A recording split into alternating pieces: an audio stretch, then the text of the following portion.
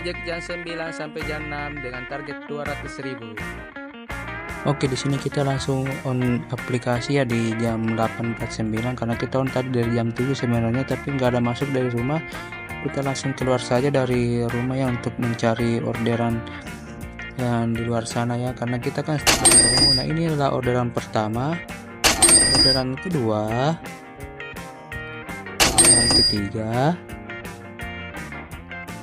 dan orderan keempat, orderan ke-8. Dan kita singgah makan bakso dulu di Jalan Sunu ya. Ini kita pas di lapangan sepak bola, itu suasananya enak banget guys di sana. Oke, ini orderan ke-13 ya, karena yang lain nggak sempat ke record. Dan inilah dia, kita mau lihat pendapatan kita hari ini. Alhamdulillah.